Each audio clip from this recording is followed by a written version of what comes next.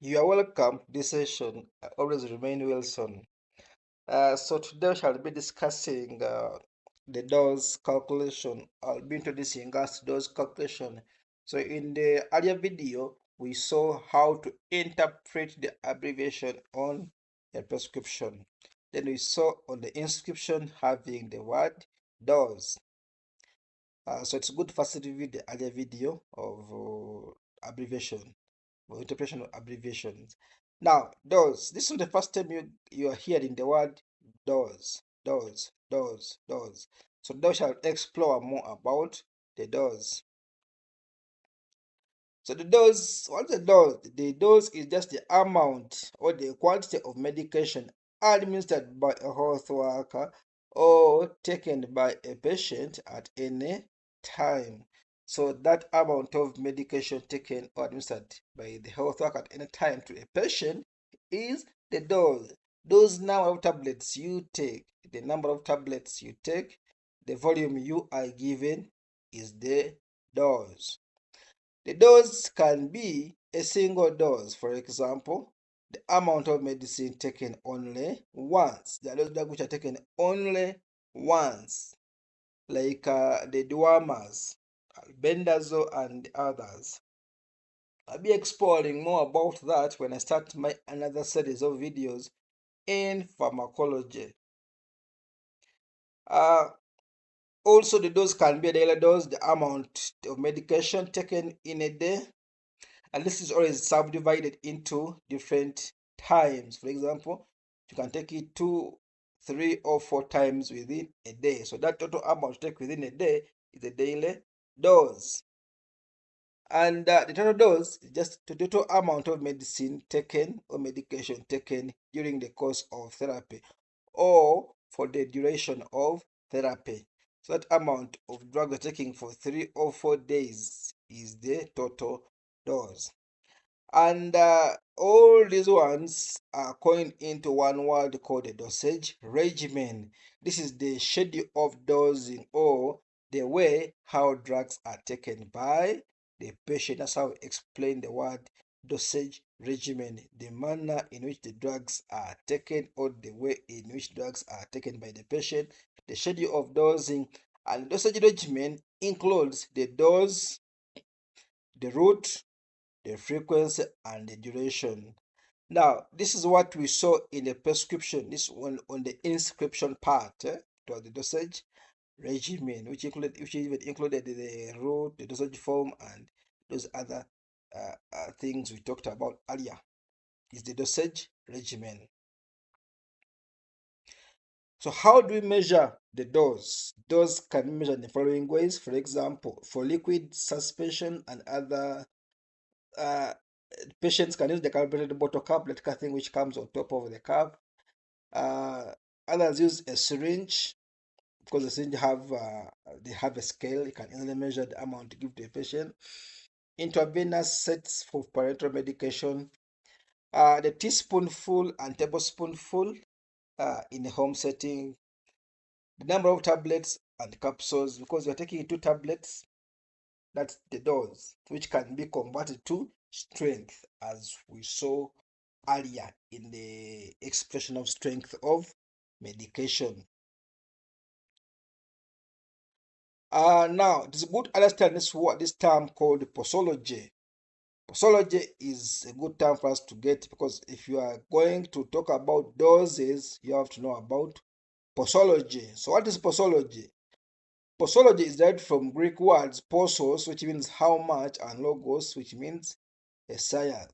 So, what is posology? So, posology is a branch of medical science which deals with the dose or the quantity of drugs which can be administered to a patient to get the desired effect, or what we call the pharmacological action. So that term in which the patient is given the certain quantity of drugs to get the effect, the whole term is what we call posology. Now, there are different factors which affect the the dose or the amount which can be given to a patient, such as age. Of course, the young and old can't take the same amount of medication. Gender is key. So this gender, because some drugs can be contradicted in some gender, and this gender goes with the status of the patient. If they are pregnant, this one goes hand in hand. Gender. Now, however, most of the factors which can affect the dose, the biggest one is weight, as we shall see in other calculations. Because if you are small and someone is large, you can't take the same medication. Someone has a larger surface area, and then someone has a small surface area. So all those can affect the dose. We have the dosage form. Family history of allergy. Of course, some people are allergic to some drugs and they need them. They won't take the same dose as you. This condition, of course, if someone is ill, you can't take the same medication, the same dose as you who is not so ill. They're suffering from the same disease condition.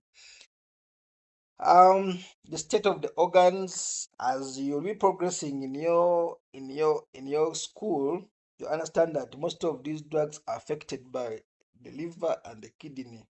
Because if you're having a kidney which has problems or which has a disease, and the kidney, you will be given a smaller dose. Then also the route of administration. Maybe we can add here the body surface area. The body surface area can also affect the dose, as we shall see in our calculations. So these factors are key, but the biggest one is age, maybe status of the patient. Some patients are pregnant. This gender is not so much. Weight of the patient. These ones are key.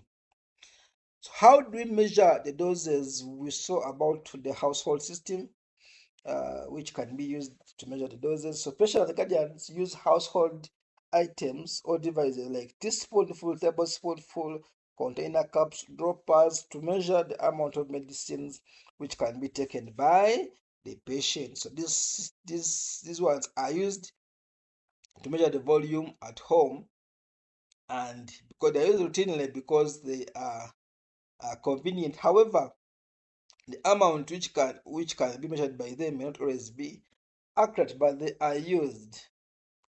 The commonest one is a teaspoonful, which is abbreviated as TSP. So if you ever see this word, it means teaspoonful, and is equivalent to 5 mils.